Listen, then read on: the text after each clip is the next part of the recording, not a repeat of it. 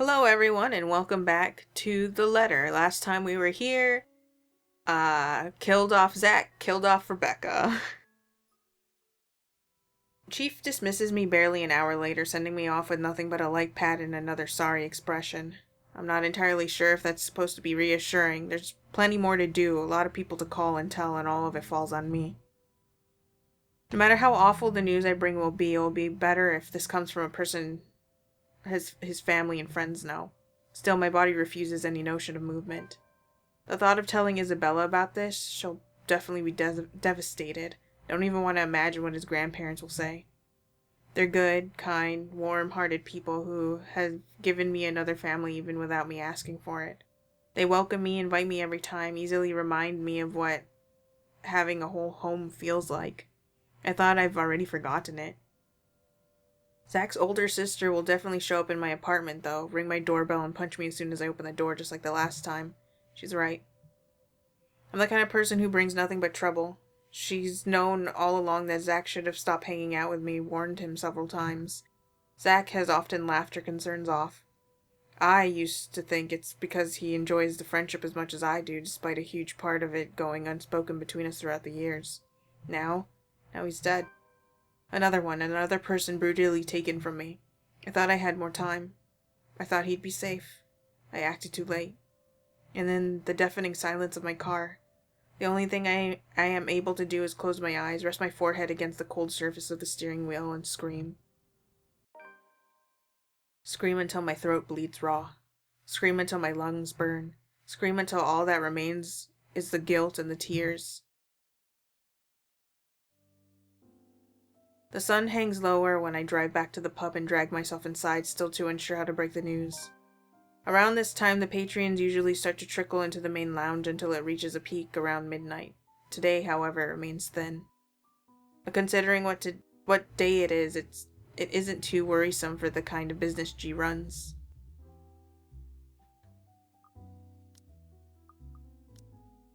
He has always complained about the lack of a decent crowd on week start, although he doesn't really begrudge his customers for it. No one wants to start the week with a bad case of a hangover after all, even him. Which makes the concerned look he gives me come off a bit too odd. With the kind of danger we're in, and after what happened to Zach, this swiftly puts me on edge even before I can fully process and analyze the scene in front of me. Something wrong, G? G hums, but there's an undertone of annoyance in it despite his casual and open movements. And only after he finishes wiping a tumbler and carefully settles it face down on the table does he give me an answer. The way he stares back at me honestly makes me squirm. It feels like I'm being stared down by my primary school teacher for sleeping in class again. Nothing much. Monday's still a slow day for this place.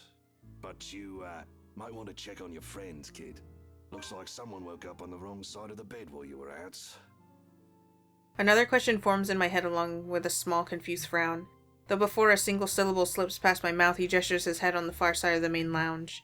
Isabella has settled on one of the tables set in a corner in deep thought and with a scowl on her face. From the looks of it, it appears woke up on the wrong side of the bed is a complete understatement. Turns out sleep isn't just what some of us need. Even G appears to understand it. In spite of his efforts to look as unconcerned as possible, there's a tense set on his shoulders. A nervous edge lingers in his eyes as it occasionally flickers over Isabella. He doesn't want to deal with this, especially at the start of another busy week. Not that I know how. I don't even know what put her in such a bad mood. But the imploring gaze G directs at me leaves me with no other choice. It almost feels like he's guilting me into doing something about it. I hate that it's working. You know how I run this pub, kid. No fist fights, no cat fights, no people in sullen moods, only good booze, bad puns, and off-key singing. Go fix it before it turns into something chaotic. It's probably not as petty if Isabella's already in the state, but I give him a nod nevertheless. Sorry about this, G. He hums something under his breath for an answer and waves me off, turning away and returning to his work without another word. Even with the lack of a sizable crowd, he likes to keep busy. We're the same in that regard. Can't remain still, always has to stay moving, doing something, thinking, whatever keeps the brain at work. I leave him to it shortly after. Part of me wants to thank him for all the trouble he has taken for people he barely even knows. Once this is over, I should probably find some way. In the meantime, I have this immediate problem to fix. Gotta get to this before it turns into a shitstorm. There's a strange lull in this area of the pub. People continue to trickle out instead of in, and this time only 2 tables remain occupied. Soon these people too will be gone and the whole place will be devoid of anyone. Frankly, its current state already lends the place an entirely different vibe. Along with the soothing strum of strings and the steady beat of drums playing overhead, there's a calming sense to this. A far cry from times I've been here before. And perhaps it's for this reason why Isabella has chosen this place to retreat. She sits quietly in the furthest corner of the room in one of the tables set right beside the windows. G usually keeps the curtains closed around this hour, but a small portion of it has been pulled back, revealing the busy streets outside. The late afternoon light spills right through it, outlining her small form and pooling on the surface of the table, where both her arms rest. In her hand she flips a piece of folded paper, turning it from one side to the other without any purpose. The letter. A small frown creases her forehead while she stares at it, yet there's something oddly tranquil in the picture she has unknowingly painted. Something I can't bring myself to disturb if only for a few seconds. It's one of those moments again. The rare ones, the ones where she's too still, too quiet, a complete opposite of her usual self, but it's these that often leave a mark. Not her cheery disposition or her lively attitude. But these short few seconds of wordless silence within the softest sighs and the slightest movements sing louder. The smallest minuscule thing that tell you about the person or strength more than any words can express. It's these that carve a vivid memory no matter how brief it lasts. And it breaks soon enough. The second I pry the letter off her hands and flop down on the empty seat next to her. She glares at me, annoyed. Just like that, all of it melts away. Gone is the stillness, replaced quickly by the teasing and friendly jibs. Back again to what we're used to, what's easy, what's familiar, where every truth we hope to convey regrettably goes unsaid between us. You're going to destroy an important piece of evidence if you keep doing that, Belle. This time, however, no retort comes from her. Without the letter to glare daggers at, she turns on her hands, now clenched tight in front of her. But she's far from angry. A bit upset, maybe. Who wouldn't be? This curse has already gone far too long. Has already taken one too many people from us. Regardless, Isabella doesn't seem like she'll start shouting at me, at least compared to every other person I've agitated, intentional or otherwise. Some light talk may just do the trick and coax her out of this mood. Come on. If you keep staring at the table like that, you're going to bore a hole on it. I really don't want to OG a new table. He'll pick the most expensive one and leave me begging on the streets. She levels a quick glance at me, her expression dry and impassive enough to drain every color out of the room. It's as if I've just told her a terrible joke and she's expecting there'll be more of it. Really now. She needs to give me more credit than that. My jokes are funny when I want them to be. I really don't care. I'd even take pictures and post them online. Go away, Ash. I don't want to talk right now. Yet it sounds half-hearted at best. Like what's happening has already sapped every bit of energy in her and all that's left are the words. Pretty soon those two will lose their meaning and leave a hollow shell in their wake. It's already unusual to see her like this. Everything has already gone to shit. I'd like at least this one thing to stay normal. So somehow we manage. We continue for the better half of the hour talking, joking, with a short feeble responses and banter that never goes anywhere. But it's enough. In the grand scheme of things, amidst the chaos and death shadowing over us, it's these little inconsequential moments that matter. It's her smile, her laughter when it finally rings easy and free of her burdens. Okay, I have another one. I don't want to hear it, Ashton. Go away. No, really, listen. I know someone who talks like an owl. Will you leave me alone if I bite and ask who? A pause. And then she frowns as realization slowly dawns on her. Confusion flashes fleetingly across her face before eventually settling on a grimace. Suddenly she hugs her arms closer to herself and looks away, perhaps in her best attempt to stay angry. To no avail. In a matter of seconds, her shoulders shake with laughter she's trying to contain. You're awful, and I really hate you. Just leave. It's contagious, her mirth. Soon I'm joining her in it, briefly forgetting every problem that's piled up and continues to weigh down on us. Laughing without reservation or care until only a familiar warmth lingers once both our amusement ebbs away. Somehow with her, these things have always come easy. Feeling better? A little. You're still lame.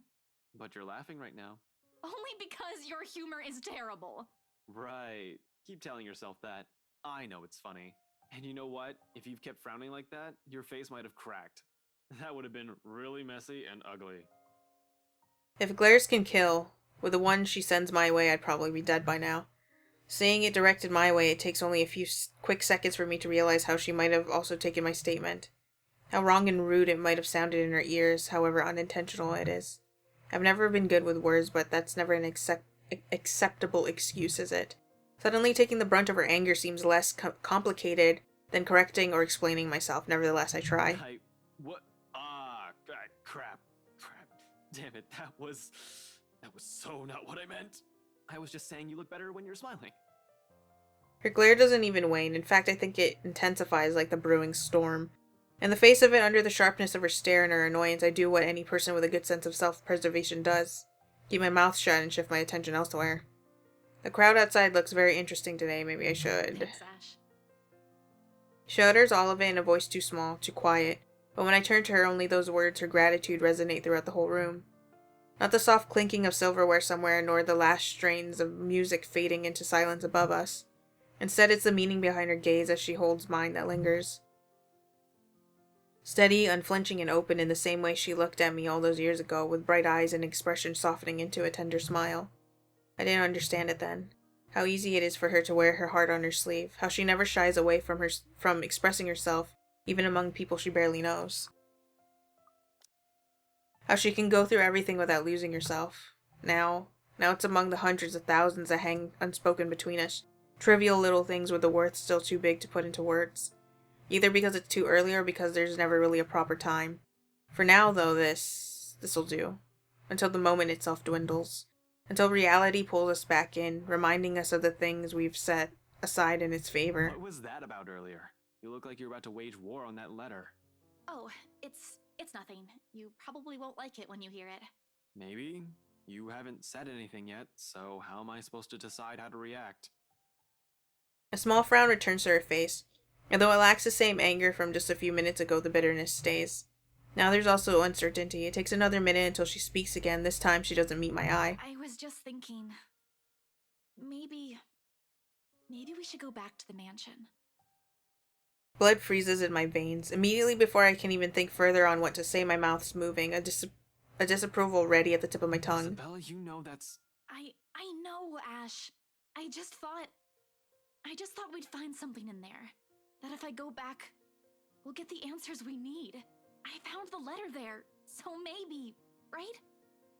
It's not that I don't agree with her. Hell, I've been considering the same thing. It's the only lead we have, after all. But it's not going to be a simple walk in the park.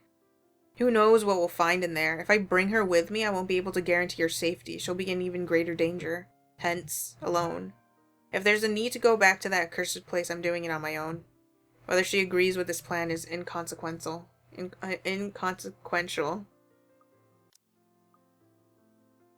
With Zach and Rebecca gone, her well-being is my top priority, and I'm not just about to drag her in there with me. So I tell her as much, despite the determination and desperation in her eyes. Anything to keep her safe. Can't let you do that, ma'am. I can't let you do that, Belle. Ash, the people living in that place now, they were with me during the open house. They have to know. They're in as much trouble as we are. I know, but it's risky. It's dangerous. We don't know what you might find in there. Or if you'll even find anything. What if you see her again? What if she goes after you? What are you going to do? For all we know, it might be a dead end. It's not worth it. To put yourself in harm's way like that. Belle, Zach won't be with us anymore. And if you... The words won't form and my throat closes up as soon as I see the look of utter grief in her. There was supposed to be a speech, damn it. Yet I can't bring myself to continue, much less say all those words I've carefully picked just for this. So it won't shock, so it'll hurt less. Especially her, who has always seen Zach as that decent older brother she never had, as family. The way her expression shifts from terror to disbelief then to anguish makes the horrible lump in my throat feel more unpleasant. There's a sorrow in it, palpable enough as the meaning of what I've said sinks in. A pain I can't even hope to understand, one that we'll all deal with in our own ways. I can't even bring myself to look her straight in the eye. She offers no response, not even a form of resistance, no further argument like I've come to expect from her. She doesn't even shed a single tear. Uncharacteristic. Just a silence that stretches far too thin until the air in the whole room grows heavy. In front of her, her hand still stays curled up, like it's holding onto everything she wishes to say but can't. I like to think that yes, to some extent she understands, even if she does not entirely agree with me. The dilemma's clear in her. Otherwise, her scowl wouldn't have a deep set to it, her lips wouldn't be pressed in a thin line, or her hand would no longer be balled into fists. She would have pushed that argument if she didn't, and I know she has no lack of things to say. Instead, she simply offers a nod, an acquiescence. And in a moment of boldness, perhaps insolence, I reach out for her, taking her clenched fists in mine and drawing them closer to me. She sucks in a breath, soft and sharp, but doesn't say anything, merely watching as both my hands cradle hers, cautious, mindful, as if it's the most precious thing I've held. Then again, maybe it is, along with everything I've yet to convey. Stop that. Surprisingly, although the gesture has startled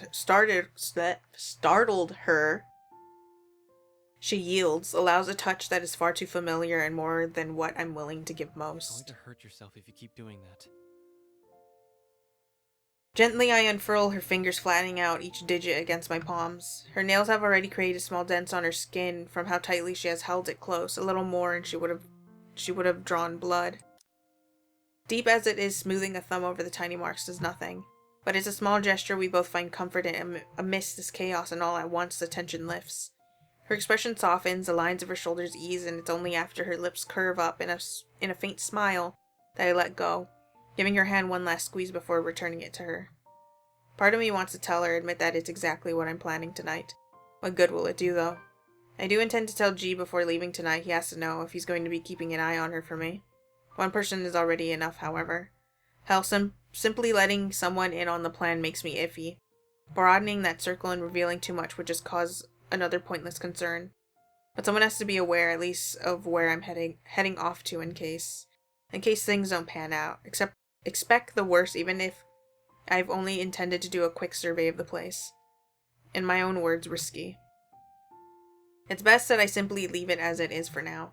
Isabella doesn't need to be burdened with the worry my entire scheme entails. I've already said enough. With a light reassuring tap on her shoulder, I stand up. At the same time, footsteps shuffle from the pub's entrance and cheerful chatter suddenly fills the room as a group of people enters. It's all the distraction I need. Muttering an excuse and flashing Isabella a quick smile, I beat a hasty exit out of the main lounge and leave her on her own despite the troubled look she shoots me.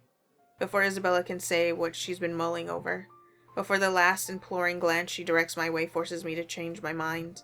It's another lasting image that firmly etches itself in my memory, one that spurs the conscious among other things. I just hope I won't regret what I've chosen for myself tonight. Galloway Shaw's Monday night crowd, although small and barely occupies a quarter of the whole pub, provides ample enough cover for anyone who wishes to leave the place unnoticed. Just exactly what I need tonight, with the lively music and chatter slipping out, mostly unseen, becomes a piece of cake. Without much trouble, soon enough, I find myself standing outside under the chilly Lugsborn night. A gust of wind picks up shortly after I step out, carrying the telltale smell of an impending rain. I'll give it about an hour or two before it starts. From the look of it, tonight will be another downpour, maybe even stronger than the one we've had this morning. On instinct, I hunch further into my jacket, hugging its thick material closer to my body while I weave my way through the lines of empty cars in the parking lot. The letter crinkles in my pocket with each step I take, though I pay it no mind as I hurry towards my car. I've nicked it minutes ago from Isabella's belongings on my way out. If this is all connected, I need this damn piece of paper with me. However ridiculous it sounds, I'm quite sure it won't be missed either, but I can't waste time here and wait for her to find out, can I? 4 hours is all I'm giving myself to get this done. Regardless of how generous that is, each second's just as important as the next. But as with every plan, problems crop up at the last second. It's practically a universal rule. And it does. In the form of a lone figure waiting for me next to my car. Isabella, I was about to say, oh my god, the ghost of Rebecca. Thinking back on this scenario, though, it doesn't make sense. Because it sounded like he left her at the table. And that this is supposed to be the continuation of him leaving. But what? Did he just go outside, time passed, and then he went back inside, nabbed the letter, and left? It's just the scenes don't connect too well, in my opinion. Isabella turns just as I near, her mouth curving up in a small smile. She offers no greeting except for a shy tilt of her head. Even as my pace slows and I look at her with all the unvoiced questions in my eyes, she remains wordless, merely throwing her head back and shifting her attention up at the starless sky when I come up to stand beside her. Another gust of wind blows as she breathes out a sigh, weary, thick with something close to resignation. The breeze carries all of it away while she hugs her arms closer to herself to keep warm, which raises the question why she's out here. The air is already heavy with a promise of rain, with clouds obscuring the view. There's really nothing left to look at but a dark blanket of nothingness. Still, she stands here as if she's intentionally waiting for everything to fall. That, or she's here for some other reason. Go back inside. I can't have you tagging along. You're safer with G than with me. Where are you going, Ash? Somewhere. I won't be long.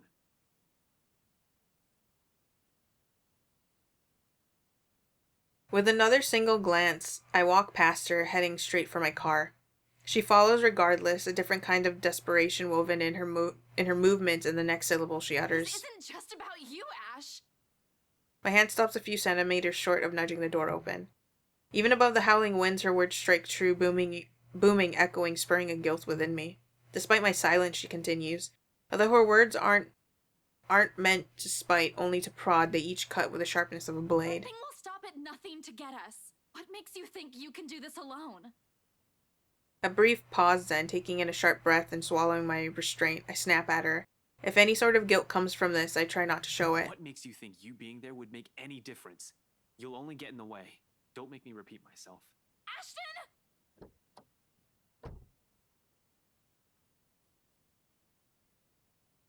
I don't wait for her answer and quickly slip inside my car, slamming the door behind me with so much unnecessary force. In that one moment, one conversation, something also breaks between us. Something irreparable. A different kind of regret. Haunting me amidst the silence of my car as I drive off and leave it all behind. Within 10 minutes, I'm driving out of Lugsborn and heading straight for Anselm Village. Look, I know you'd rather see Luke Wright choke on his own wine glass, but... Damn right I do! He can just go. But, are you really sure you want to leave him like this? And what about his wife? It strikes a chord. She falters, grows quiet as the tension lifts from her and her shoulders slump. Wait, what is our relationship? Oh. Yeah, everybody's relationships are doing really bad. Or like, they're not doing great. Oops, what was that? I do understand her issues with this. In fact, she doesn't have to go with me. Only tell me enough info so I can figure it out on my own. Oops. She falters, grows quiet as the tension lifts from her and her shoulders slump. She can always leave afterwards, be done with this whole damn mansion and let her. The other end of this tunnel leads right into the forest. It'll provide ample cover for her to be able to slip out of the property unnoticed. All the same, she steels herself and squares her shoulders. Just until the kitchens. That's more than enough. She nods, albeit weakly. What about Zach? Wrongfully accused. You couldn't even get him out. What about Becca? Oh, the way she fell to her death, but all you did was watch. Someone's dead because of you. You're the one who took that letter off Isabella's hand that day. You're the one who opened it. How does it feel, I wonder, to know you're responsible for all of this? What do you think I'm doing? Why do you think I'm still trying to fix this? Oh, but you can't. It's already too late, and you know that. You know all of this is futile. Who can tell my friend what might have happened here? She's at the crawl. You know the place, right? I trail off, letting the meaning of my words hang in the air. I want to be optimistic about this, really. However, I'm going against something almost everyone can't understand. Tell me, what did you do with the madam? I have no idea what he's talking about. Did something happen to Hannah Wright? Let go, you asshole. Now, Dummkopf, you're in no position to be rude. Last time I checked, I'm not the one breaking into other people's homes. Now answer my question. What did you do with the madam?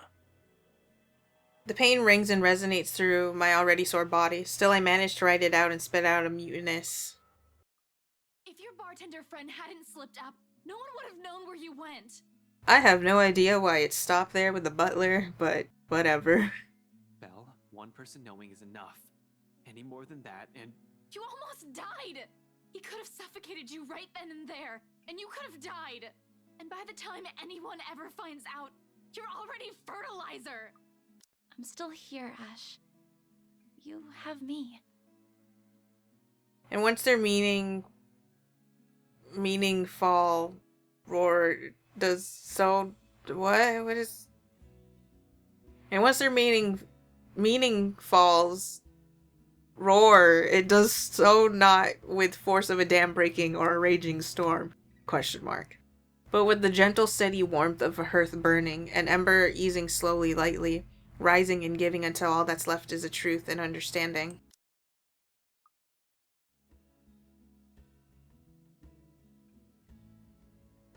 Slightly leaning away and giving her a cautious glance, more than ready to hear her rejection. And it is one, it's all in her face in fact. There's a pain aspect to it I can hardly name.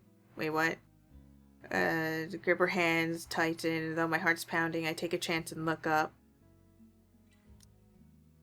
Oh. Would he try to kiss her? Regardless of what it means to her or what she intends to convey with it, the sight of it alone makes me regret ever mentioning anything. It's almost as if she's about to have a panic attack. Oh, he confessed. Okay. Not that I won't be able to take it or I'm expecting an answer from her. If anything, I think these past few days have proven how it might never work out between us. Though it's mostly my fault for saying all the wrong things when she doesn't need them. In the end, I just want her to know, that's all. But if knowing will also put a heavier burden on her, I'd rather not have said anything at all. As expected, soon she hastily pulls her hand away from mine, and when she speaks, there's a stark refusal to meet my eyes. Not that I hold it against her. The situation's already awkward as it is. Ash. Belle, it's all right. You don't have to. No, I'm really, really sorry, Ash. I can't do this kind of thing right now. I'm sorry. My family still needs me. My dad just died. And then there's still this curse going on. I'm really sorry. I just don't think of you that way. Abruptly, she stands up before I can stop her, quickly backing away and putting as much distance between us. Oh my god, this is like major rejection.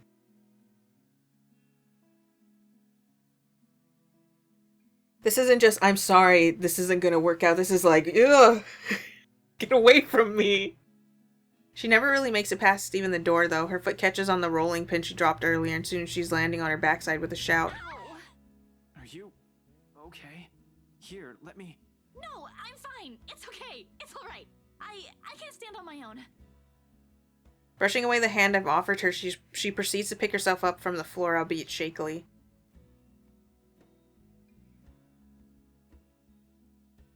Still, she refuses to meet my eye, and as soon as she can, removed herself from the attic without another word. I suppose that's to be expected. I suddenly jump this on her. I bet the last thing she wants to do is talk about feelings when we're still in danger of dying from a curse. Hell, maybe even forget I said anything. Here's to hoping we still have the chance to fix this after we're done with the ghost problem. With a heavy sigh, I follow after her.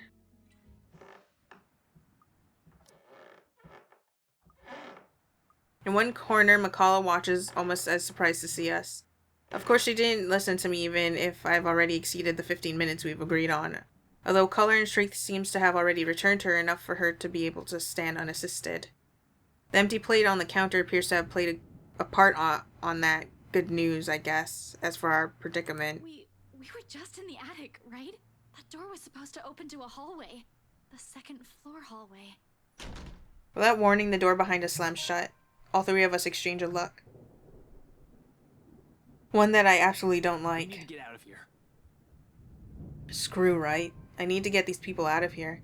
Luckily, we're in the kitchen. We have two ways out. The back door and the cellar offers. Except the hatch won't budge when I pull at it, and neither does the back door.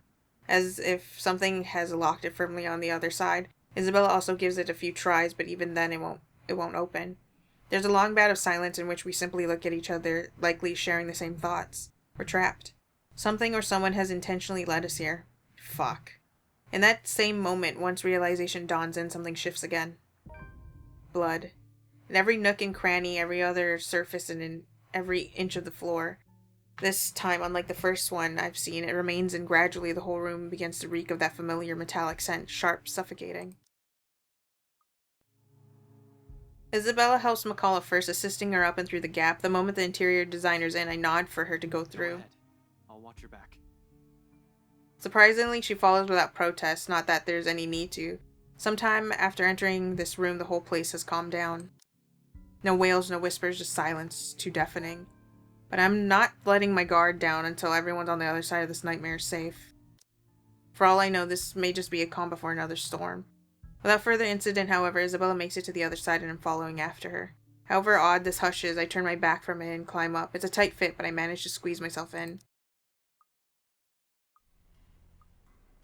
The handgun catches my eyes first, pointed at Makala and Isabella. It's a sight enough to lodge a painful thorn in my throat. I've been too complacent, too focused on other things. But even with those good intentions, we're still trespassing. The question is he even aware of what's going on? Probably not. Damn it. Even with people he knows among the crowd, there's a significant effort in him not to simply shoot everyone on sight. Really? Even you? Sir, this isn't what you're thinking. Well, obviously. What's your excuse? Checking back if your clients are doing okay? Oh, we're doing good, but... Sir, please. Oh, please, what? We need to get out of this place. Tut, not a good enough excuse, darling. Don't worry. I might consider pressing lighter charge. Can't say the same for feathers. But really now? I swear! If this is how you want to start the week, why don't we just go with a bloody massacre? He casually waves around his gun. I duck in fear. The safety's off on his, nothing stopping him from pushing through with his words. Call me paranoid, but at the slight gesture I draw my own. He's quick to train his own on me, though.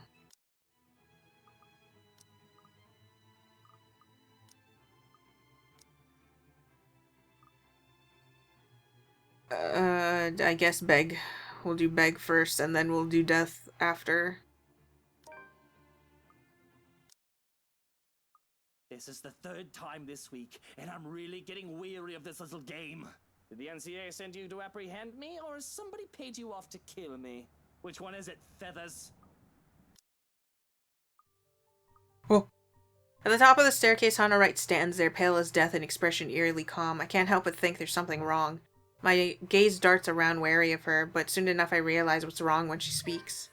She's wrong. Oh, Luke, darling, my love.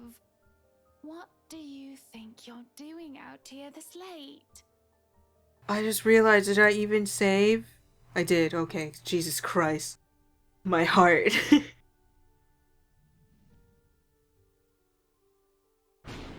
Outside, another streak of lightning flashes and a clap of thunder ripples across the sky. As if this whole thing can't get any more foobar than it already is.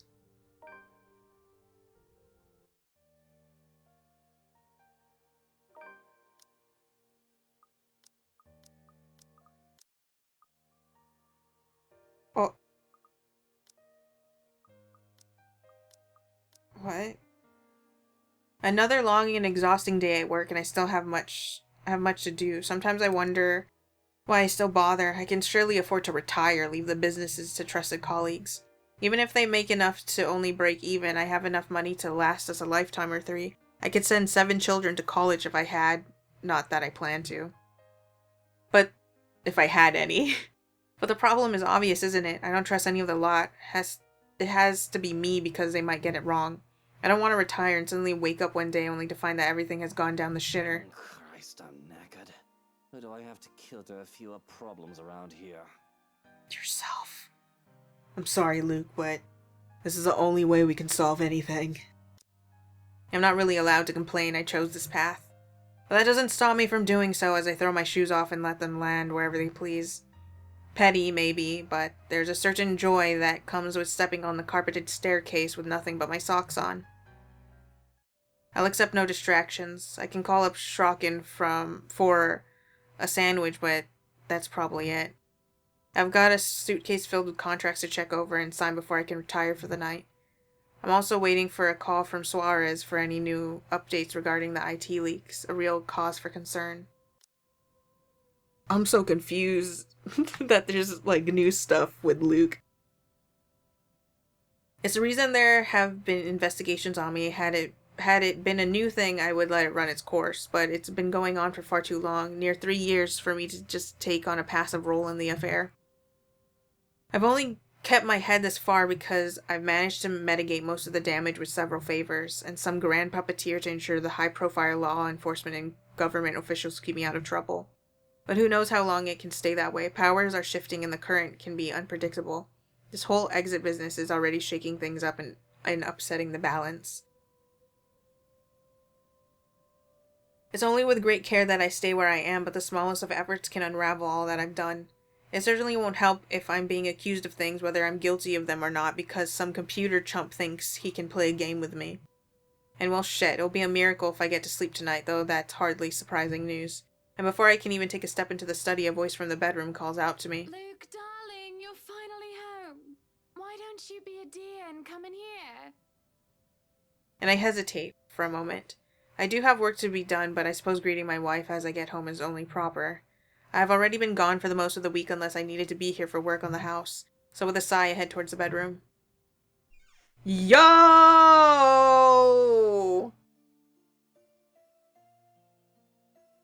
The feelings that come to me as I enter the room are definitely mixed. For one, I'm somewhat floored by the sight that greets me. Then there's confusion. Exasperation is strangely there as well. And as to be expected, there is desire.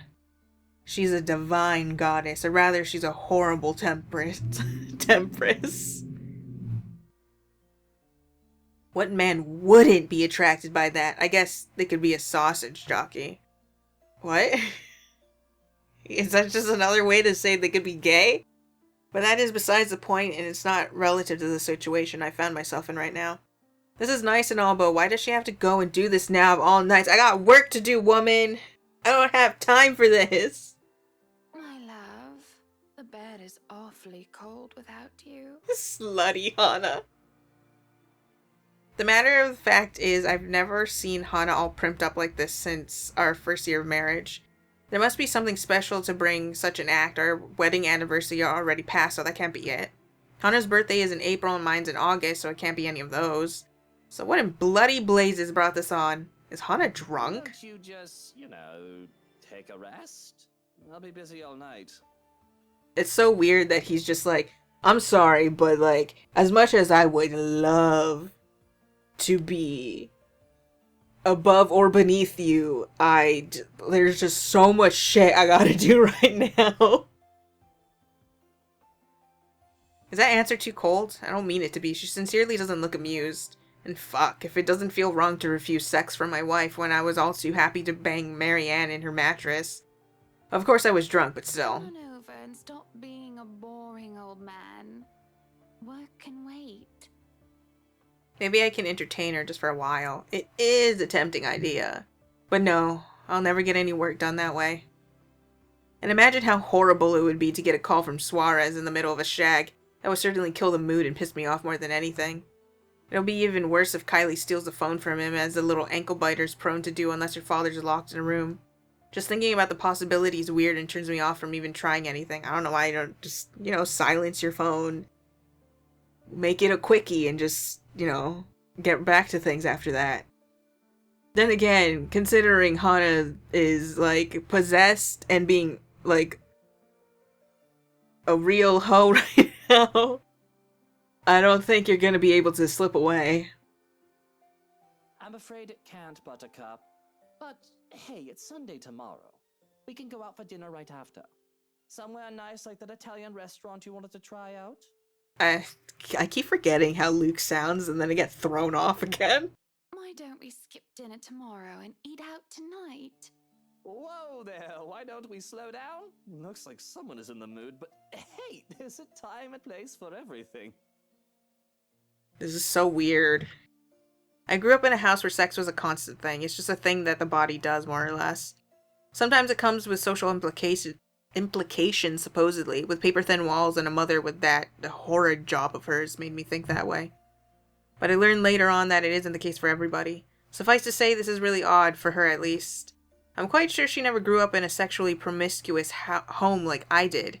She grew up with a well-to-do, normal, and decent family. And in the 7 years we've been married, she's never acted this aggressive about sex. We do it when the mood comes to that, but never like this.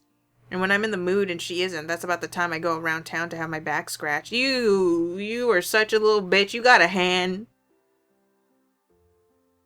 I've got nothing to be guilty of, I believe, as long as it's just lust and not love. My night with Mint was just that, sex. She was a beautiful woman, I was extremely drunk, and we were both consenting adults to some degree. Seeing as Hana had been busy with one of her many parties, I thought I'd take the opportunity to slip out. That's a good way to explain it, I guess. No. I'm just really confused and trying to come to grips with reality as it's presented to me. This is the place, but now is not a good time, darling. Like I said, I have plenty of important work to be done. Any other night, this would be great. Excellent, splendid. But not right now, okay? I suppose if that's what you want. I can have my prince another time. Her chill runs up my spine as she called me that again, my prince. Is she going through some midlife crisis? I know she's not the sort to play pretend with that sort of thing. Well, at least he knows. At least he's aware. Because, like, I've been waiting for him to, like, make a comment about it. Because she uses it, like, every sentence. Now that I think about it, this is probably some dream. Perhaps I've been exposed to something. Jesus, I've gone and fucked my own brain over. That can be the only explanation, or at least the only explanation my mind wants to accept right now. But if it were, I should probably accept her offer and no. But on the off chance it isn't, I shouldn't. Either choice fucks someone over, quite literally, at that. Yes, that's right. Another time. So if you could put your dress back on. It's really chilly right now, isn't it? You don't want to catch a cold if we're going out tomorrow. Thankfully, she's done as she's told, which puts this strange episode to an abrupt end. Unfortunately, she had to put her dress back on so painfully and seductively slow. I suspect she knows the things she does to me. As much as I'd like to have the engine running, there are things that need to be done to make sure we can keep on enjoying a glamorous life as we do now. I'm starting to think you don't find me beautiful anymore. Is that what brought this on, then? You are an angel. A goddess, Hana. Of all the flowers in this garden, you are by far the most beautiful and rarest of them all. But sometimes a man needs to smell different flowers.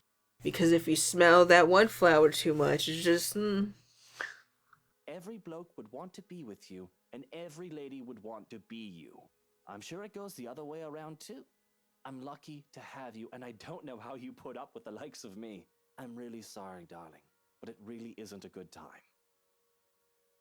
It does hurt me to see her upset because of something I've done or said. It always does. One can't always get his or her way, though. At least society would like you to believe in often to soften the blow of disappointment.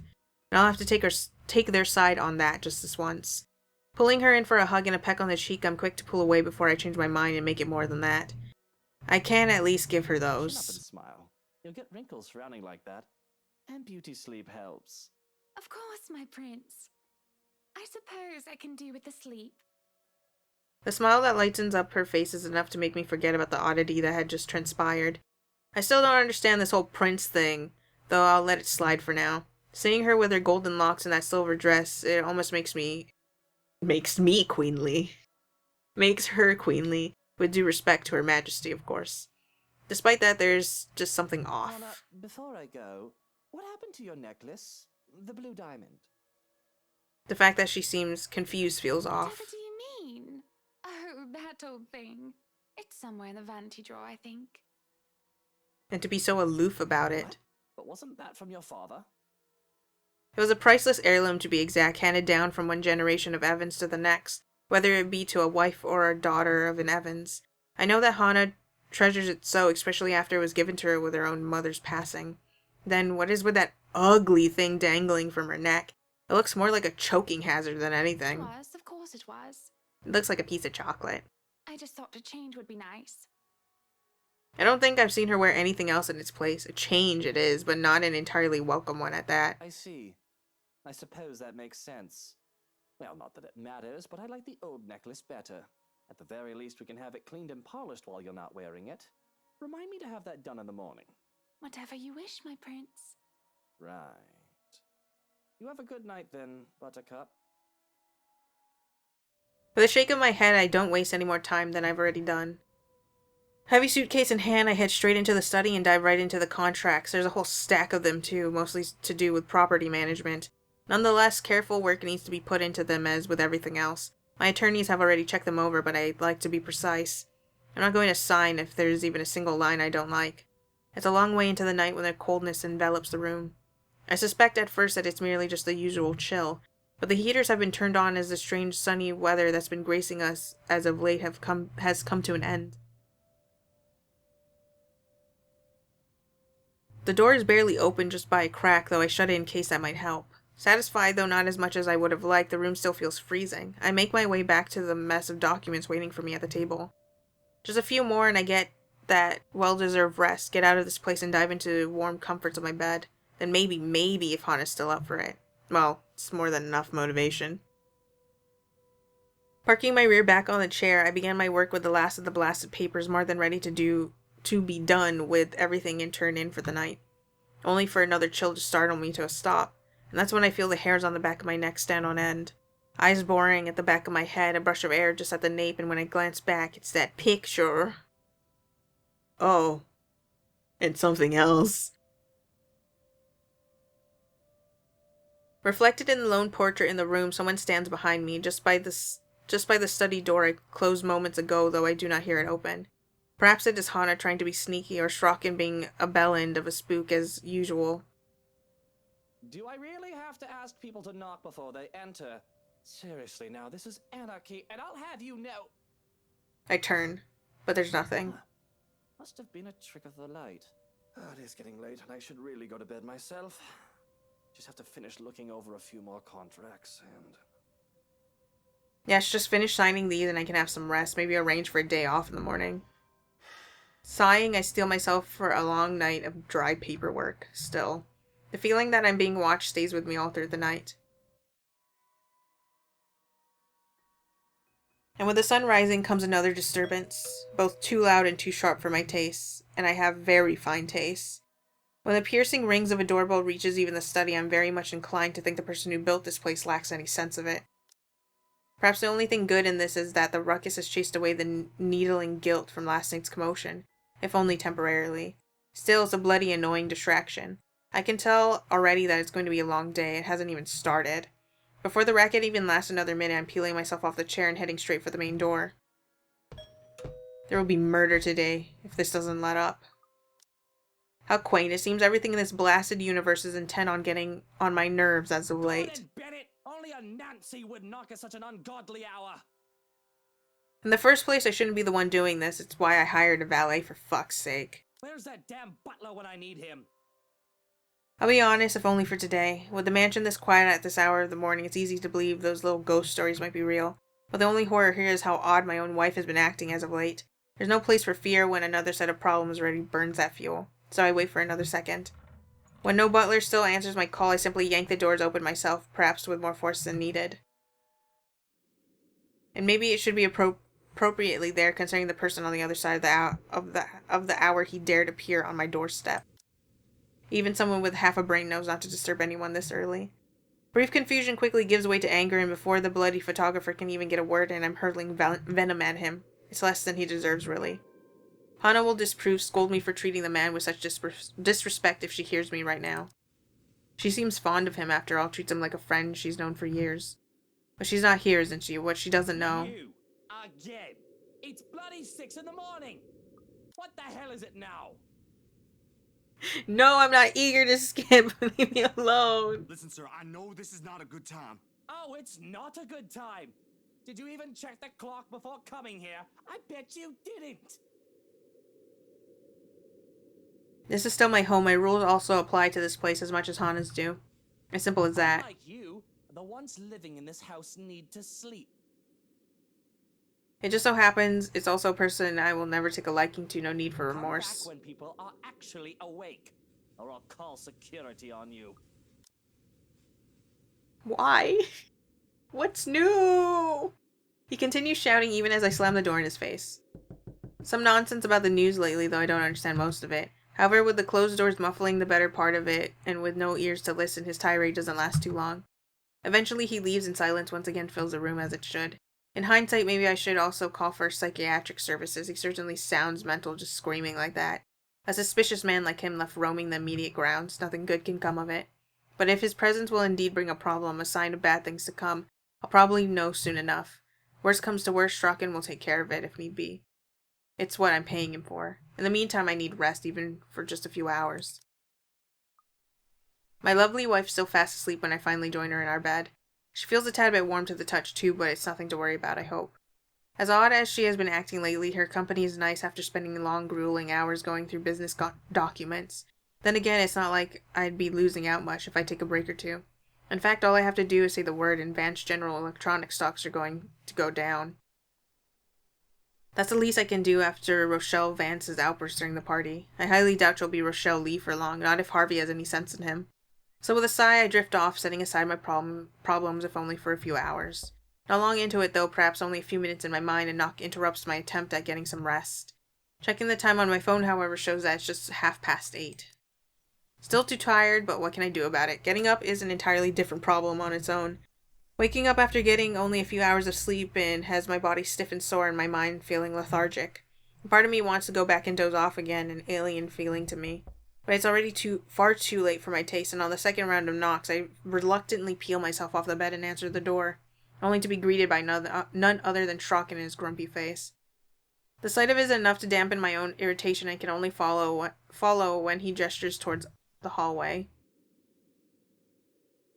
I have questions as to why he would bother me at this hour in the morning, but going by the grim or rather grimmer than usual air about him, it must be something serious. The man stands here as relaxed and cool as he can be, but his eyes hold an intensity that promises nothing but trouble. I do hope I wasn't interrupting anything. Well, I did want to sleep, but apparently the world conspires against me.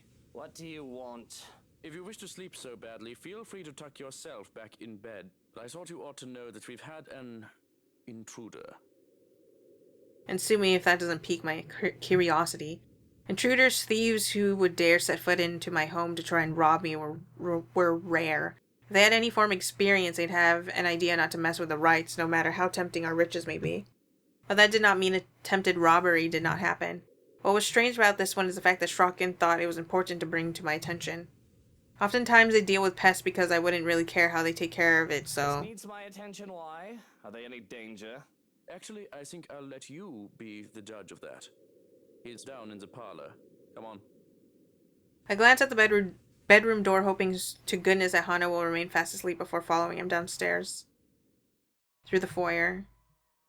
And into the parlor where a familiar man sits unconscious tied up to one of the chairs. I thought I heard something scurrying around. As it turns out, it's a giant rat. And one that had pretended to be a harmless mouse, too. It's that man. The one who called himself a friend of Hana's. I'm not sure if I should be surprised or not to think he would be caught trying to, no doubt, rob me blind. It's a bit disappointing. I thought I'd be proven wrong in my assumptions. He's a thing. Yeah. After a certain point, I started thinking about, like, is Strachan a bad word? And if I look it up, I'm gonna be disappointed again. I'm just so sick of Luke. Why can't you use regular words like bitch and bastard? I know those words. I understand them. But the man had seemed the serene if nervous sort when I met him. He had seemed an honest, good-natured man, though his friendliness with my wife irked me to no end. He's still alive, isn't he?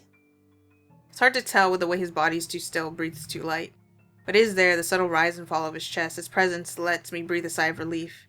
A death caused by one of my men is normal, to be expected, really. A dead body I can deal with, it'll just be the one of many I've seen, but if one turns up while the missus is at home, I'm not too thrilled with the idea. I saw no reason to do more than incapacitate him. So yes, the man is still alive. Of course, that can be remedied if you wish. No, this is fine. He wasn't trying to kill us, was he? If he was wholly unprepared. But I do not think he had such nefarious purposes. He is a big man, but he seems too soft to be a hired killer. A common trespasser or petty thief, maybe. Certainly nothing more. If a petty thief dares to try anything against me, people are forgetting their place. He's to be made an example of. A guy slacks off for once and everyone thinks they can get away with taking advantage. His thieving ways is going to be his one-way ticket behind bars. It's only as my anger washes away that I realize that the sun is starting to rise off into the horizon, and I can only feel annoyance at myself for missing another night of sleep. Call the police then. Let them round him up and bring me some bloody coffee while you're at it. Thankfully, he leaves me to my own simmering as I take one of the free seats, and while waiting for my drink, I find myself staring at this man. And as it always does when I'm in such a situation, the power I wield hits me like an unnatural high. It's something else when I can hold a man's life in my hand without resorting to murder. A person is as good as incarcerated the moment I send them Harvey's way. And this makes me wonder if I can make luxury living grovel, beg for my forgiveness because of the crime committed against me by one of their staff. Deep in my thoughts, stuck in this power trip that rushes through me, I barely notice we have company until Strachan puts a cup of coffee in my hands. Officer Carl and his colleague are here to collect. They'll want your statement. And as he says, there are 2 officers by the door.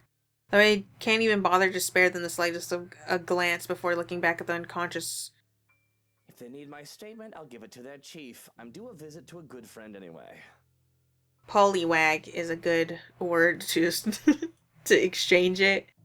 The Pokemon, that is the one, right? The one with the swirly in the middle. Is Politoed the one also with the swirly in the middle, or is that the green froggy? The really cute green froggy. I could look it up, but I don't feel like it right now. After my coffee and a bit of breakfast, of course. Once I'm done breaking my fast, and after a cool shower, I call for Strachan to drive me to the police station so that I can give my statement.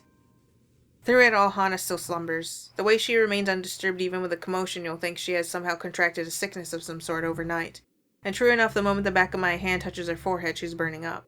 It's unfortunate there's no time to worry about this as much as I want to care for her. There's urgent business demanding my attention elsewhere, and with the rest of the staff away, and well, our marriage may have gone through a rough patch recently, but I still do feel as if I'm neglecting her like this. It doesn't help that the only thing I can do for now is to place a cloth dipped in warm water on her forehead and leave a bottle of medicine on her bedside, and instruct Strachan to schedule an immediate appointment to her physician. I just hope that this trip to the city won't take too much of my time, or further ruin my mood. The ride to the precinct is a quiet affair. I'm in no mood for idle chatter with what little sleep I've had. Not everything is smooth sailing, however, as soon as I arrive at the precinct either. But as they say, a small sea never made a skilled sailor. A smooth sea. It would be more suspicious if everything had gone on without ruckus, and it would be more boring too, because who doesn't love a good fight and a bit of drama? There's nothing quite like beating your opponent down and making them learn who's the boss. If life just slumped over, there would be no point in even trying, but it would be much happier if the troubles life threw at me didn't include ruining my suit. Life in this case is that estate agent Lily, who had the audacity to throw water at me. You bloody... It's been a pleasure doing business with you, sir. Who even does that? That third world country woman who's gotten too big for her britches, that's who. What? That's so rude. This is a Zeiton X5 and this whole ensemble cost me 40,000 pounds. Ew, that's the name of your suit? That's such an ugly name for a suit. And also his suit is kind of ugly, to be honest. I could charge her for water damages to the tie alone and have her begging down on her knees for my forgiveness. That Lily girl really now. If I hadn't heard that the company she works for is closing, I'd take her manager and have her fired.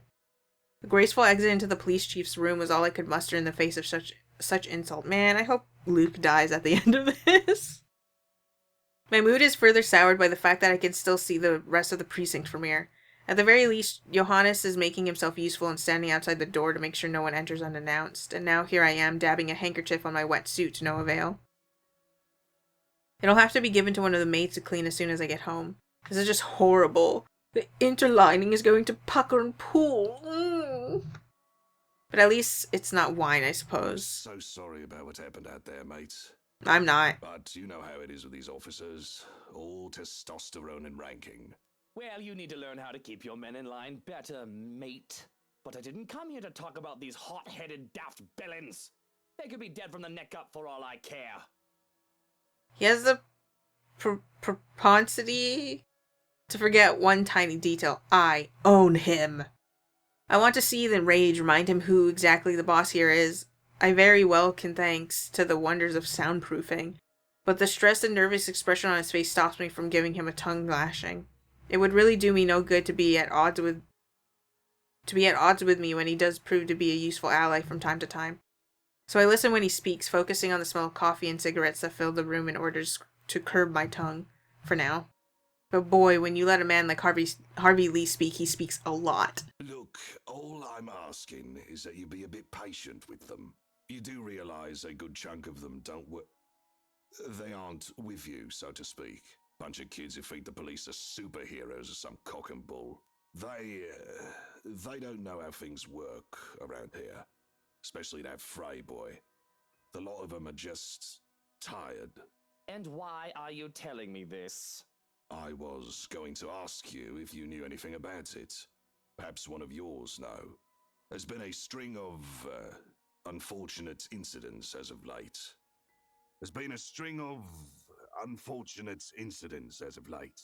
Just recently, some bloke named Christian C was acting all nuts. Off his rocker, that man.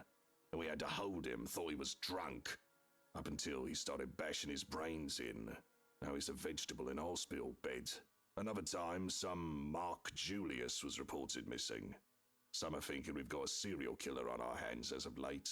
That Cooper lady from BRC got done in, and a Father Norman, too. You have to understand, mate, in a place as peaceful as Luxburn, this makes people wary. Reported crime rates go a bit higher than usual, and it makes them antsy and temperamental. Are you implying that I have anything to do with them? I mean, without the knowledge of the ghost, and the fact that you just kind of willy-nilly, Because as much as I hate to say it and admit, I am out of the loop. This is the first I've heard of these incidents. Really, I'd say I'm insulted, but this is par for the course. Harvey knows who and what I am. We have a deal of sorts, after all. Crime is always expected in a society with laws and with humans who are allowed their free will. But why not strike a deal with the devil to make sure that said crime has some order at least? Well, that's a shame, I suppose. Figured if we could get any leads, it'd be from you. That's a shame. I thought we'd be able to, solve this case, and I could just be like, oh, it's just Luke this whole time, and I don't have to worry about an actual serial killer being out and about. I can't stop the scoff that leaves me. Can these police officers really be so incompetent? The chief of the damn police force seems to find it amusing, however. Because as far as I can see, whether he believes it or not, he's got it easy in our little deal. He just has to sit back and relax, let me do my thing, and not turn against me while he gets to live a comfy life. But perhaps that's why I haven't killed him off yet. His predecessor to the position wasn't so agreeable. You know, someday I'll stop turning in my own men when they piss me off. And what will you do then? You and your men will all be lost without me. I'll just hope that when the time comes, I'll already be all wrinkly and retired then. It's a play of his, it always is, to act all casual and chuckling at everything that it doesn't faze him. I'm surprised no one has just, pretended to be, a lady who just wants to sleep with him while he's drunk, because he's not bringing anyone with him when he's out and about. And then, in the midst of it all, they stab, and that's the end of Luke, and we don't have to deal with his bullshittery. Pretends he's one of those kind, wise old men type that people can't bring themselves to be angry at. But I've seen him drunk off his arse bemoaning his fate, what he's become, though he tries to be as vague as he can even in his inebriated state. And I've seen the malice this man is capable of. That's why it confuses me with how he acts to what I say next. So what is our little gollywog looking at? Now there's never a time or place for that kind of racist talk, son. He cuts me off in a firm tone before I can say anything further. There's a steel in his eyes and he near slams his fist on the table when he does. He's like, I will let you commit murder. I will take bribes. I won't even say anything about the fact that you fucked my wife. But you be racist, and I'm kicking you out of this goddamn precinct. And I can't help but sigh, realizing that he's going through one of his self-righteous streaks, whereas they may be. You know, our little deal ties up my hands when it comes to a lot of things with you. But I hear that Steele is a good kid, and I ask you at least show a bit of respect. Well, at least he has something going for him. Lee. I'm talking about Lee, not Zach. He's a felon. I think I'm entitled to call him what I please. I don't owe him any respect at all. In my pocket he may be, but he still chooses the path of the policeman himself when he was a young man. I bet it just boils his blood that he has to deal with the likes of me, but I in turn hate the side of him that makes him think he's still some do-gooder, some hero of justice. Because spineless fools were useful, self-righteous ones forced me to do away with them eventually. You put plenty of your own white men in jail. I don't see you calling them I don't know, white cracker or whatever lingo they have nowadays. White cracker? Need to specify what type of cracker it is. And if not respect, you can at least owe the lad some basic human decency. Whatever. But if you gotta stick up your ass about it, I'll concede. He's going behind bars either way, for however long that is. Besides, what does it matter if he's black or white? The color of his skin doesn't change anything about current circumstances. It's a trifle matter to argue over. Yeah, but like, if that's the case, then why do you gotta be racist then? Why can't you just shut your mouth and not be racist? Like, we already gotta deal with how much of a piece of shit you are every other time. Like, why can't you just not be racist? It's like it's the least thing you could do. It's 6 months and a fine worth 5,000 for breaking and entering, unless you'd be willing to go easy on the guy. Let him bump it down to a misdemeanor and juvenile offense. We'll be giving him probation and charge him for the damages. And that's it? That's it. That's what a white man gets, and that's what he gets too. Unless you're going to stir up a fuss and make a big deal out of this. In case you've forgotten, I do what I want, Lee. I don't even see why you protect the man. He's nothing but a petty thief. And won't that look bad on you? The Luke Wright, getting his panties in a bunch over a petty thief. You said it yourself. He's nothing. Not worth your attention or effort. So why don't you just let me handle it like I'm supposed to? I do hate to say it, but he's got me there. I hate that all this power comes with a great balancing act. Be too lax and people will think they can get away with the smallest things. Be too harsh and people will, well, they'll not want to work with me for long, and that's never a good thing in the long term. And it shows on me poorly if I were to fuss over such an insignificant little maggot. That's all you're here for. Well, there's another thing I want to ask. Can't I visit a friend? That detective. Feathers. Should I be concerned about him? He seemed keen. Why do you say feathers like that? Feathers? Oh, you mean Frey? Nah, he's not really anything to worry about. I got him assigned to your case to make the whole thing believable. The boy's a good detective, one of the best I have on the force, but he won't be able to do shit with all the red tape tying him up. In fact, the higher-ups just took him off your tail. The case against me? I still have one? Harvey, my dear old friend. Have you been slacking off? Surely I told you to take care of that sort of thing. Surely it shouldn't have taken you this long. Surely it should be quiet by now on your end. They shouldn't be assigning anything to what's supposed to be a cold case. I doubt you've got anything to really worry about unless you go out there and announce the shit you've done. They don't want to accuse the most powerful man in Luxburn without being 100% sure about things, of course. The way he goes about it so nonchalantly. Because of that company problem Suarez has been talking about. Can't believe that's still a thing. You think the geek would have figured it out by now? He's supposed to be a computer genius. Don't go blaming me for it. He's the one slacking off if you ask me. Don't you be pointing fingers my way. And has Suarez mentioned anything new about that? You'd have to ask him about it. You know I don't understand half the technical computer mumbo-jumbo the guy goes on about. It's like the guy speaks a whole other language. Which, technically he does, but you know what I mean. Yes, I suppose you have a point. Very well, if you haven't got anything else useful for me, I might as well head home. Get some bloody peace and quiet. I could have some tea, maybe with some whiskey and a nap. It'll be as right as rain. At least one of us should get some good R&R because it looks like Harvey isn't going to get any. Not with the commotion that started up outside the room. From inside the office, we can both clearly see something's up. And opening the door lets the din of the place flood in with officers going about and phones ringing up a storm. Like children are in need of their minder, Harvey. Whatever could this be? What in blazes is going on here? What's that fucking fire? There's been a jumper, Chief. It's utter madness as callers ring in all about it. A jumper in Lugsborn? If I weren't so tired, I'd given it more interest. Besides, going by what the officers on the phones are saying, it's probably far too late for the poor soul. They've already gone splat and all lines are clogged with the distress and the busybodies. It's not every day you hear about such things in the city.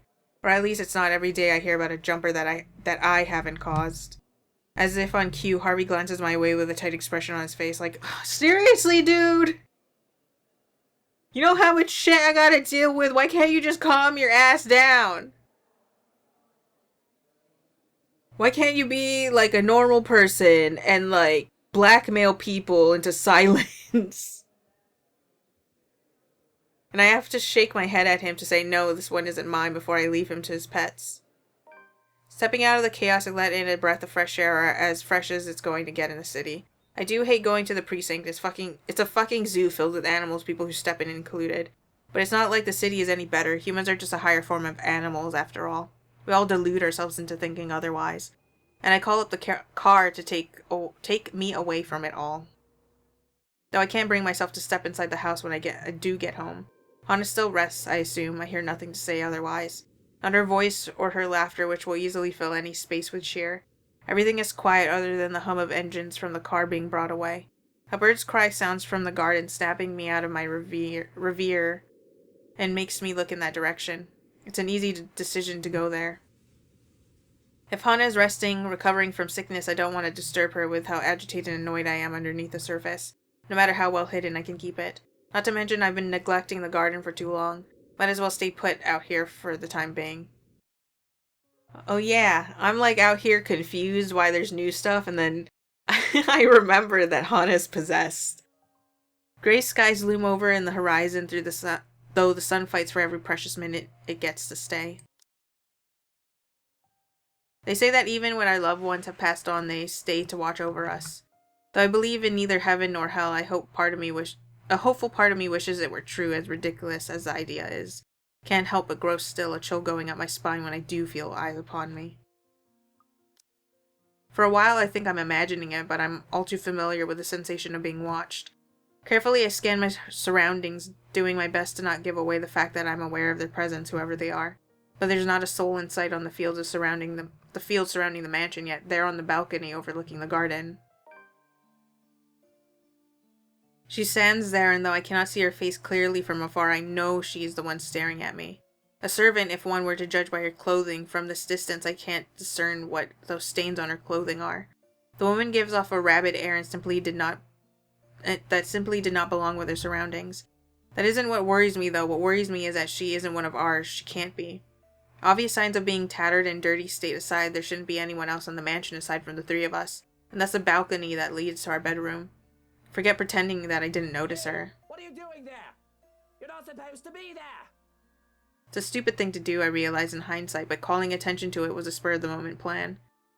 From the height, there's no way she would have jumped off the balcony, and perhaps she would have only been able to sneak in there because Hana is asleep. Calling out to her would wake Hana, and at the very least call Johannes' attention to the matter at hand. I dread to think of any other way she could have gotten there without Hana calling for us. That's just like taking into consideration that if this is an assassin, they don't kill Hana. The woman on the balcony doesn't react, barely even stirs. Probably drug-addled or touched in the head, though that begs the question of how she even managed to get in there. That changes nothing, of course, and doesn't stop me from running back to the mansion. Shuriken! There's an intruder! In the bedroom! Upstairs! Secure Hana immediately! Bursting in through the front door, I'm greeted by Johannes with a kitchen knife in his hands, looking wary and alert. There's a question on his lips for a moment, but he's quick to fall into place, giving me a curt nod before he rushes up the foyer stairs. A woman would need to go through us to get anywhere, and between me and the butler, there's no way she's getting away. There's no announcing ourselves as I slam the bedroom door open, expecting to see the worst inside. When we find Hana simply seated at her vanity without a care in the world, my relief can't be any greater. I don't even question if she's well enough to be moving around yet, but that is soon followed by suspicion and caution.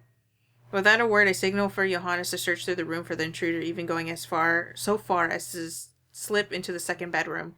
She couldn't have gone anywhere else, not without getting our attention, not without Hana noticing. It isn't too far-fetched to think that she may have been coerced to act like nothing is out of the ordinary. If she's being forced to do this, she would be able to tell me without alerting the criminal. We should be ready for such things, after all, being the wealthy, powerful, and influential people that we are. And though I hesitate to break her peace to make her worry any more than she has the right to be, I know that matters of safety shouldn't be taken so lightly. Even if I could just content myself in just watching her. Are you alright, Hana? There's a moment of silence as she fastens a cord around her neck, and with her back still turned to me, she replies as calmly as can be. Of course I am. Why wouldn't I be? Is there something wrong? There's no sign of coercion or deceit. She gives none. Everything looks fine, seems fine. Hana says as much. Stepping out onto the balcony doesn't say anything differently. The outside is devoid of signs of any other human life with how secluded the property is. Though it is hard to be sure with how the sun is set, trying to locate anyone on the large property by myself would be futile. Whether it is the truth or a convenient lie, one could only assume that everything is alright. And even Johannes is in agreement. There's nobody in the second bedroom or in the closet. It's all clear. Yet I can't fight off the awful feeling that has taken over me. Are you sure? Nobody? Double check. Triple check everything. Check the whole house if you have to. What's going on? What is all this then? He claims to have seen an intruder standing on your balcony. Did you notice anyone here, madam? No, it's just been me. I've not heard or seen anybody else aside from the two of you all day. Strange. The others have been given the day off. There shouldn't be anybody else here. Are you sure of what you saw? Perhaps you were... Yes, I bloody well am sure of what I saw. There was a woman standing there, dark hair and in servant's clothing. Are you insinuating that I am making things up? That I'm going mad? Because if you are, I don't care how competent you've been. I won't have such disrespect directed at me. It's not paranoia if people are out to get me.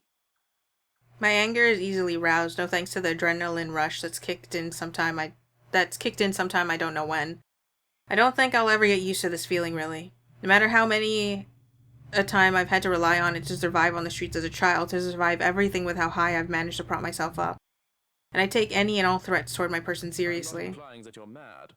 The occasional hallucination is a completely normal and human experience, as long as it isn't a repeat occurrence.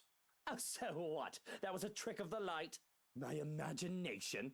You haven't ingested any alcohol today, have you? A valid question, but... I'm not drunk. In my state, I only realize how quiet Hana has gotten when she doesn't joke about my debatable alcoholism. There's no clever quip or words of fond exasperation. She's only been watching me through all of this. And when I do notice that, I start feeling bugs crawling on my skin. When I didn't deign to speak further, fixated on the sensation, Johannes cuts in. Whatever the case, we need to establish tighter security. We should have done so from the start. If you were seeing things, then we got lucky. Had there been a real intruder, we were ill prepared. Of course. I trust that you can hire the most qualified from the agency. Are you all right, Hana? You seem disquieted. I'm well, my love. I was just worried about how the hallucination brought you distress. It wasn't an hallucination, I'm sure of it. But what can I do to prove otherwise? Doesn't matter. You are safe, as am I. I overreacted. Perhaps rest is necessary. It is late into the day, and you must be tired from your gardening. Before I ask how she knew what I was doing, a small, fond smile graces her lips before she brushes away a few yellow petals from my sleeve. But does it really look like I'm that exhausted? I'm sure to be well rested despite it all, and it's not like I've done anything physically exhausting today. Beyond running here in a hurry anyway, no doubt I've let a trail of flowers in my mad dash. And I suppose I do look like a mess. That sounds good. I guess I'll need to sleep a lot more than I thought. But I'll stand guard outside for the night. You two have nothing to worry about. Nothing to worry about, I'm not so sure about that. But thinking any more about it isn't going to do anything. Come on then, my love. Off to bed. I have been restless without you by my side.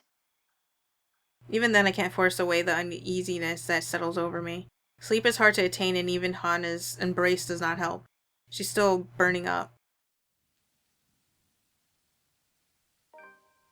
Really little sleep was had, and I feel completely drained come morning. Even when Hana rises from bed in spite of a mild fever and invites me down to breakfast, I can't be bothered to drag myself out of the comfort of the sheets. It's not like I need to do something particularly important today. The rain that has started sometime during the night doesn't help the mood. Okay, maybe it helps just a little. The straight and sunny weather has been nice and all, but for it to return as it should be feels like a good sign of things to come. Perhaps things will settle back to normal and the crazy drama that has gone on lately will die down. The rhythmic pitter-patter of the rain fills the early morning silence with a steady beat. Thank goodness I don't have to be anywhere in a hurry today. I would hate to be caught unawares in this rain. With how it looks outside, it seems that the weather is making up for all the sunny days it has given us with a good old-fashioned downpour.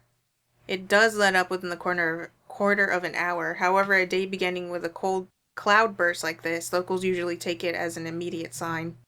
Lugsborn's abysmal weather's back, likely for good. I hope they did a damn good job of fixing this place, because I'd rather not have to deal with leaky roofs.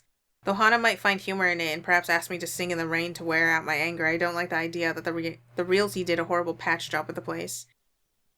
Hana technically paid millions for this place, it better live up to the price the Realty company sold it for. Not that it's something she should be fretting about at the moment when her health's not at its best. Hana's going to be brought to the hospital for a checkup today, and if anything, I prefer that she focus on getting better. That fever, no matter how slight it is, can't be good for her. What with her odd behavior recently. You'd think she hit her head hard against something while I wasn't looking. Perhaps a proper rest is all she needs, but I'd rather not assume things. I'm a businessman, not a doctor. Wonder of wonders why I even bother agreeing to babysitting duty at that.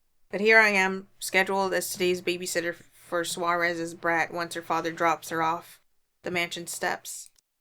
Though that is worry for much, much later. If I wish to, I can ask that nobody bother me while I doze off in a cocoon of comforters. But as always, somebody has to be a buzzkill. Are you really going to stay in bed all day?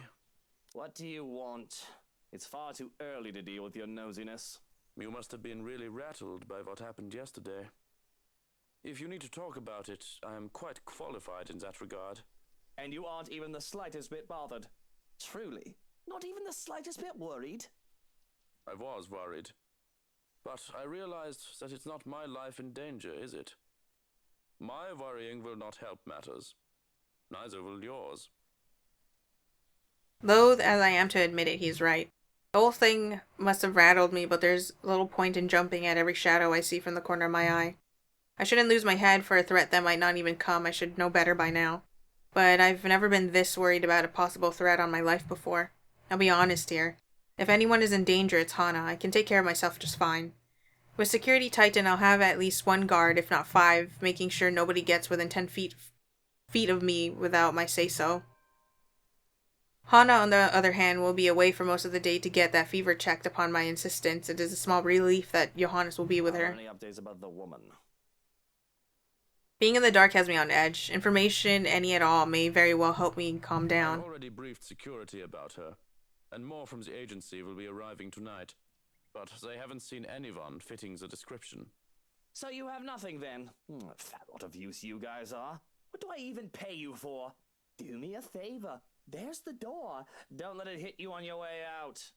Well, there is something. It's about McCulloch.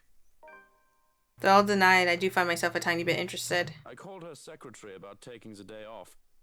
He hasn't heard from her over the weekend. Ever consider she might be putting her paycheck to good use? Probably somewhere out there getting drunk, having a shag. Ugh, and I envy her for it. As long as she's here for work, what and who she does in her free time is her business. How maybe she's found another client to sleep with. I'll commend her if that's the case. It's a good way as any to make connections and get business. I'd be a hypocrite and a liar if I said I didn't get some of my business that way. Scratches the itch too. That's all well and good, but she's not answering her mobile either. Mr. Parker will be filling a missing persons case with the police if she doesn't turn up today. Okay, interesting as all this is, why bring this to my attention? If we've lost an interior designer, just find someone else to take her place. If I knew that letting Hana hire her would bring so much trouble, I would have stopped it at just the The sex. last anyone has seen of her was here, the morning of the party. Your housewarming party. That isn't good news. It wouldn't do for the police to hear of this and to suspect. But something catches my eye. My clothes and personal effects are already set on the dresser for the day. Boxers, trousers, belt, and socks on one side with my shirt, jacket, and tie on the other. It's always the same things, always. Cufflinks, colognes, and anything else I would like to add stays in the dresser for me to choose from. It's all routine. However, among the silvers, the grays, and the red is a tiny blue box. Oh my god, is it the eyeballs? The thing is small and light, fitting in the palm of my hand, too big to be a ring box, but too large to be a watch box. Looking at it closer, I see that it's one of my handkerchiefs used for wrapping. It's easy enough to untie the knot to reveal a plain box inside. An odd and quaint way to wrap up a gift, I suppose. The presentation should be the last thing I need to be worried about. Mail packages, gifts, and the likes are supposed to be vetted before they get to me. In the morning, Johannes would hand me a list of things I need to look over and go through, yet there was no forewarning of this. Immediately, I dropped the thing as if it burned me. I shouldn't have touched that. I shouldn't have touched that. It very well might have, without security going over it. It could be a nasty gift for me.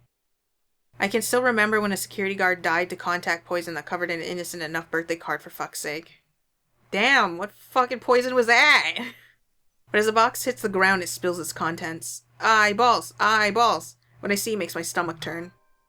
An eyeball still with its nerve ending, mucus and all, plops to the ground. I have to fight the urge to gag as it rolls and stares up at me. Oh god, that's sick. That is sick. Ew. It's still wet. My bloody fucking... That is disgusting. It's okay. It's just a meatball painted like an eyeball. I'm not a stranger to being sent threats, but this has to be the first time I've been sent a body part. Even I don't do that. Yet there's no note or signed to as to who may have sent it or how it got here. If this is a threat, it's a piss poor way of doing it, considering it lacks proper planning outside the shock factor that sending a body part affords them. Do I even know anyone whose eyes are the same shade? Not Hana's. No, definitely not. They aren't as pretty and they aren't the right color. Johannes? Mr. and Mrs. Lee? Suarez? McCullough? No, the color isn't familiar at all. You just spoke to Johannes! Though honestly, it's not like I take the time to memorize each and every person's eye. This could be anyone's, from a guard or a maid, or one of the other hundreds of people I deal with. Kylie can't see this. The kid is tough, but this'll traumatize her. Grabbing the handkerchief that was used for wrapping, I try to pick up the eyeball to dispose of it. Emphasis on try, because, it's squishy. Contact, even with the fabric, has me gagging. The thought of squishing it and covering my fingers with the slick and slime of it made me recoil. But the slightest of touch is enough to make the eyeball roll towards the bed. And in my mad scramble to make a grab for it, it rolls away even further under the bed, until it's in the smack dab middle. There it just taunts me from where it sits out of my reach, green iris fixed on me again, perhaps judging my poor attempts to get it. I don't have time for this. I wash my hand of this quite literally at that, though I wish it isn't easier said than done. The nagging in the back of my head, the voice that tells me I need to be more cautious about this, refuses to push the matter aside. While it's true that it's cause for concern without demands or anything of the like, worrying will do very little to help. Looking around the room, I try to see if any other presents have been left behind. To my relief, aside from the blue box, nothing else is out of place. The most I can do right now is alert the present security staff about this breach, watch out for any other threats.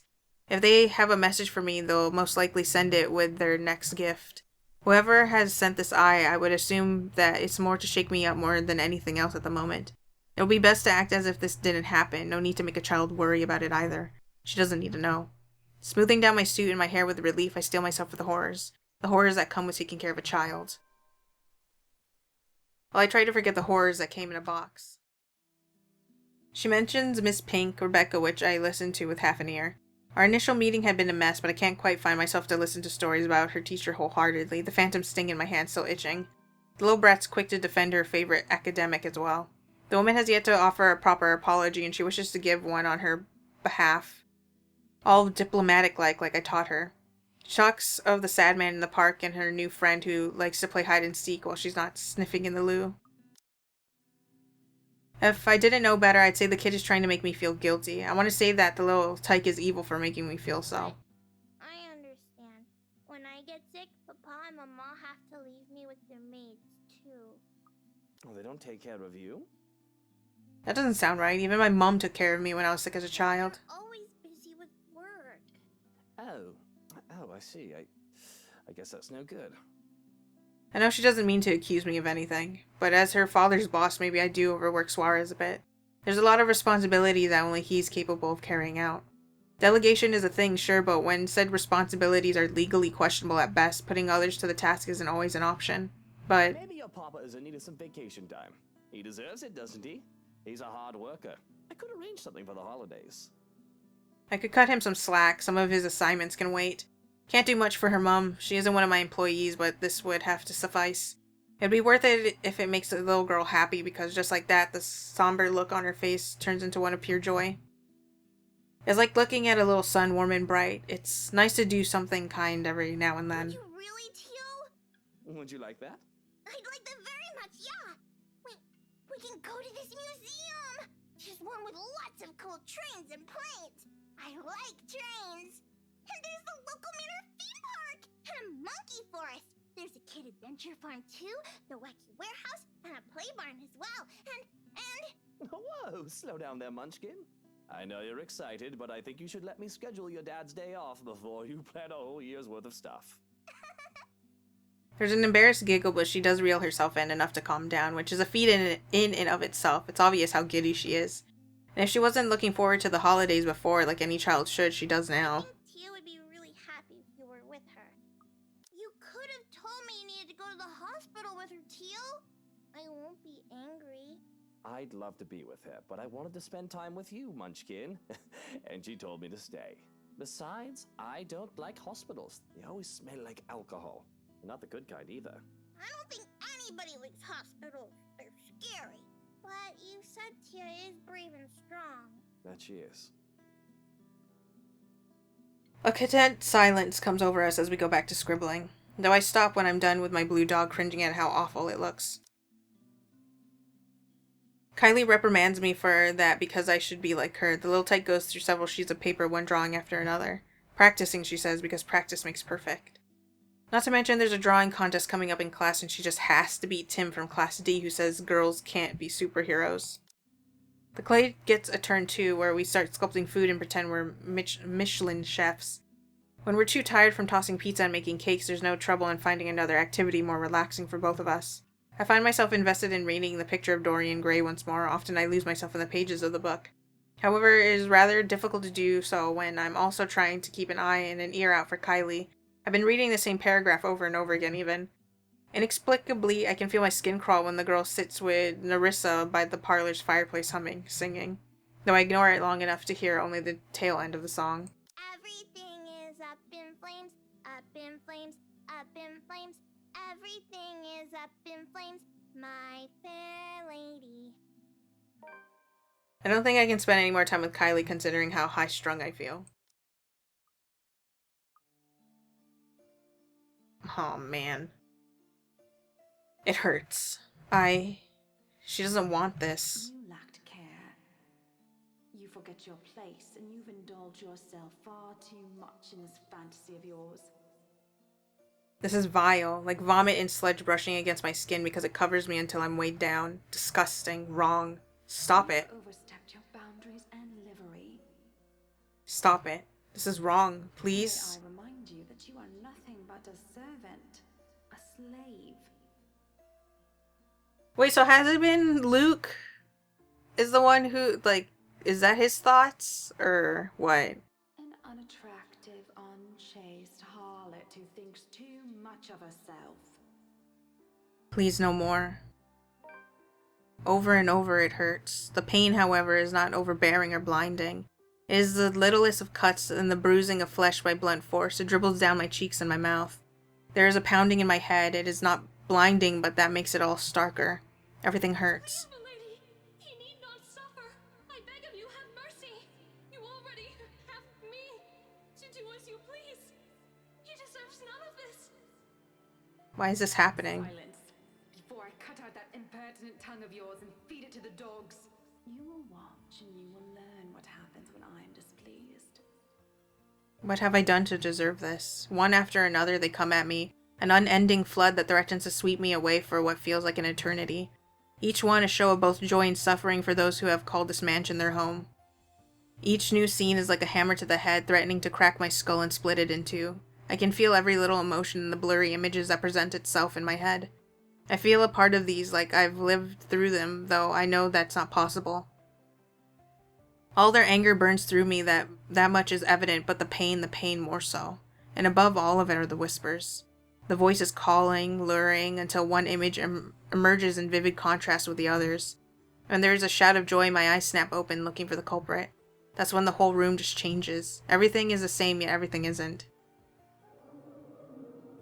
Oh, it is. It is Luke getting all the memories.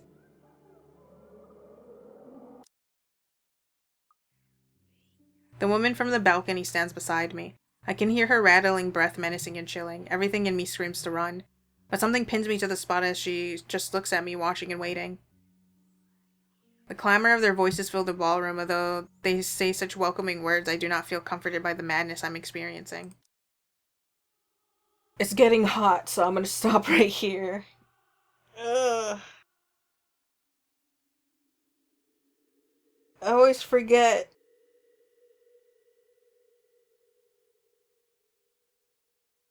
I completely forgot that Hana is possessed, so was not prepared for how long this is for Luke, because the last few times it's just like skip. Whew. But at least we're learning stuff, and we got to see what the memories are finally that we got. But we're at this point where it's like I don't know. It's not at this point, but like learning more stuff and having to deal with Luke at the same time is like sickening. Ugh. I'm not even sure if I'll be putting the rest of this attached or it's going to be a separate video, because I don't know how long it's going to be when I go back to also kill off Marianne, because I'm still trying to get Isabella to be the last girl, the final girl. But yeah, if stuff does get tacked onto here, then I hope you guys enjoyed this, and I hope you guys have a good day and a good night. But if not,